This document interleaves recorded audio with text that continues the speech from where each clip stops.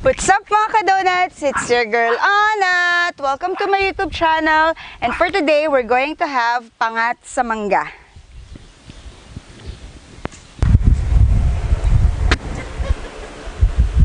Hello everyone! Welcome back to my channel, Kusina ni Anat.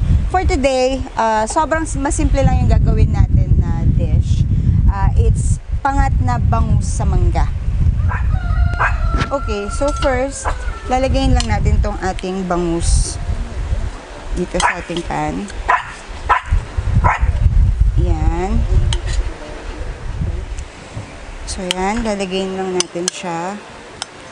Actually, madali lang itong gawin kasi you just have to combine all the ingredients. So, hindi tayo pahihirapan ng dish natin ngayon. Pero, I bet you guys, sobrang masarap to. Actually, favorite namin to sa family, especially my dad. And, nakuha ko tong recipe na to from my dad. So, si Papa talaga. Shout out sa tatay ko. Sponsor naman dyan. So, siya talaga to. Siya yung nagluluto talaga nito. So, kukopyahin lang natin. And sana masarap siya. As you can see guys, ang ginamitin ko na fish is yung naka-debone na. Kasi, di ba sa bangus, minsan pag buntot na, natitira na siya, di ba? Okay, so after natin lagayin yung ating bangus, lalagay naman natin tong ating onions. And the mangoes. Yung gagamitin natin na mangoes dito, yung medyo hilaw pa siya, yung parang bata-bata pa siya, konti. Kasi para maglabas siya ng extra flavor. So, pag na-combine na natin siya lahat, we will season na. So, salt. You have to season it with salt lang. More salt. Okay. Tapos, water lang.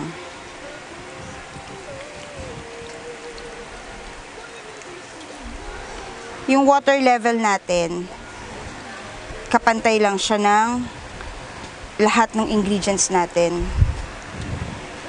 Okay, and as I've said, hindi ako gumagamit ng measurements because I based it on my taste buds. Okay, so after natin siya na makombine lahat ng ingredients that we have, we're going to cover it and we'll just let it simmer hanggang makita natin na yung mangoes natin ay malambot na. And by the way, yung mga mangoes natin is freshly picked from the backyard. As you can see, marami tayong mango trees dito with different varieties. Yan. So, pero for this, you may use manggang kalabaw and pico. Okay? So, iwan muna natin siya for a while. We will just let it simmer hanggang lumambot yung mangoes natin. Then afterwards, babalikan natin siya.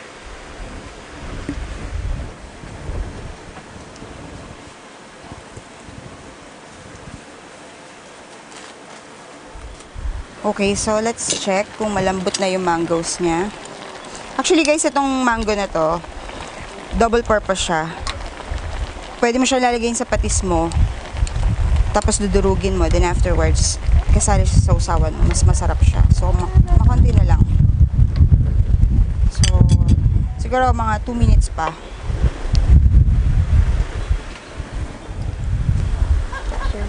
Okay, so after 2 minutes, lagyan natin siya makonting oil. Kasi, nag-a-add din ng flavor pagka merong konting oil. Tapos, we will just let it simmer for like 2 minutes ulit. Then after 2 minutes, that's it. Tapos na siya. Okay guys, so after 2 minutes, tikman natin siya para alam natin kung ano pa yung kulang niya. So, kung may kulang pa siya, isisisan pa natin siya ulit kung ano yung kulang niya. Okay, perfect. So, eto na yung ating pangat sa mangga na bangus. Okay, so, pwede na natin siya ngayong i-serve.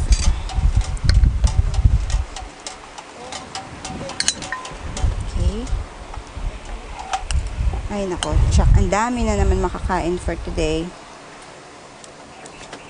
And as I've said earlier, sabi nga sa inyo, it's as easy as 1, 2, 3. Kasi you just have to mix all the ingredients, and afterwards, you just have to let it simmer. Pag done na yung mangoes niya, and then you can turn your fire off. And syempre, tikman nyo lang. And yung pag-season nyo, base nyo na lang sa taste buds nyo. Kung masarap na for you, kung maalat ba. Kasi iba-iba tayo eh. Yung iba, medyo mataas yung ano nila sa yung salt tolerance nila, so mas maalat yung gusto nila. Yung iba naman mababa naman yung ano nila, so depende sa atin kung gaano kaalat or ano yung gusto nyo. Wow, sarap nito. Okay, see that guys, diba? Sobrang simple lang. Ano. So, thanks to my papa for this recipe. And now, here's our pangat sa mangga na bangus. Okay guys, if you have any request, please do comment below para maluto namin kung meron kayong mga request. And also, please don't forget to like, share, and subscribe on my YouTube channel, Kusina ni Onat. Bye! Till next time!